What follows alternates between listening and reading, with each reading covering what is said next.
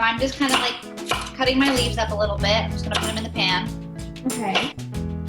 Willy-nilly cutting it. Look at this. I'm preheating mine to 425. But we're just roasting. And you can use your cast iron, you can use a baking sheet, whatever is gonna allow you to put the cauliflower in one level because you don't want to steam. Again, like an uncomfortable amount of black pepper.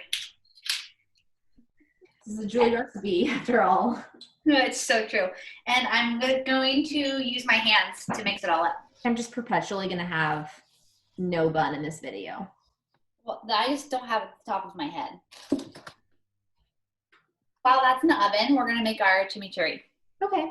Chimichurri in a hurry. Chimichurri in a hurry. It's not supposed to be a smooth paste. It's actually supposed to be kind of coarsely chopped and oily. She chunky. I have this naughty little number. Ooh, that's great. What is it? It just has wine vinegar, Chardonnay, smooth and aromatic, perfect for drizzling. It was a gift. Perfect. Flat leaf parsley. So this is probably about a little over a half a cup. Leaves and stems. I'm going to pretty finely chop it, like as much as you can do by hand, essentially. I would say that I always have flat leaf parsley and cilantro in my fridge.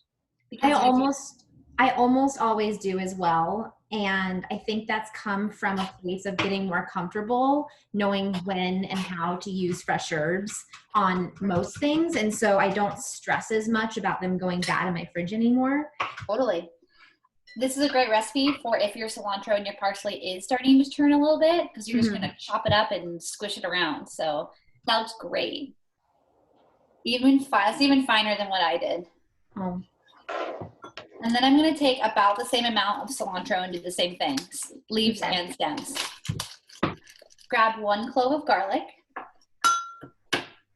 And you're going to really finely mince this. I have my garlic. Put it in the bowl. Okay.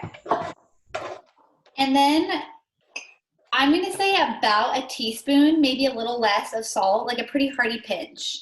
Okay. Maybe start with half a teaspoon and then we can add more as we go. We're going to put in about probably 2 teaspoons of your vinegar. Okay. And I just put in about a 4-count glug of olive oil. Okay, 3 tablespoons of olive oil. Let's see how that goes. And then just take your fork and just kind of like vigorously start to stir it up. It looks like this. What do you think? Yeah, I might start to add a little bit more oil. Oh, more oil. So I did 3 tablespoons. This is 4 tablespoons of olive oil total. Oh. Okay. You want to look at it again? Let me look. So mine's a little coarser because you chopped yours really fine, and that's totally cool. I think it needs like another pinch of salt just because there's so much acid. Go for it. Capers might help with that too. Yeah, so let's add the capers first, and then we'll try. Great. Bake. What do you think, like a tablespoon of capers-ish? Yeah. And the best part about, because like you want it to be kind of abrasive because it's going, you know, usually if we're putting it on meats, and so it adds that really like nice brightness to any meat you're eating. But for this salad, it's going on kind of these like crispy, caramelized, creamy vegetables and beans, and then to have the acidity on top. Crispy, caramelized, creamy, like that is the trifecta of pleasure. Like you just described my 3 favorite things. All right, I'm putting about a tablespoon in. I'm just gonna squish it. Still chunky, but there's a lot of liquid in here. Yeah, that looks great, Dakota. Cool. Try it again. See what you think. Oh yeah, okay.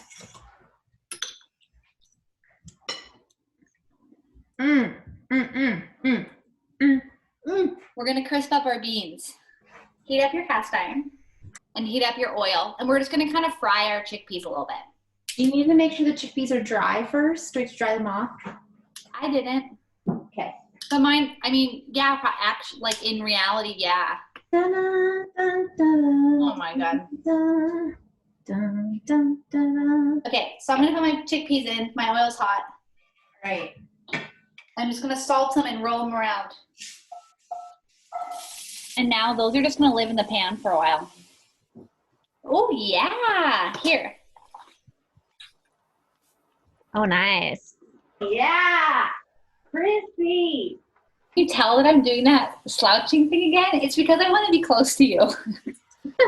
Honestly, just look like a scary witch in here. You know, honestly, Julie, like I am the last person to ask for physical touch, but I would pay $1 billion to give you a hug.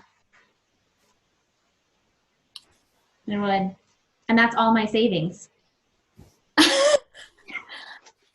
So cauliflower is nice and crispy. We have a variety of sizes and crispiness, which is exactly what I wanted. Great. And the chickpeas are nice and round as well. Perfect. Everything goes in, Ju? Oh, yeah. All right. I'm going to squeeze about half a lemon. And I'm going to do a big pinch of flaky salt. Give it a little stir.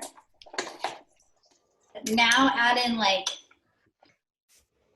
2 big scoops of your chimichurri. And I've taken the dill off the stems and I just have kind of torn it up a little bit into smaller pieces, but not too small. Ready to dine.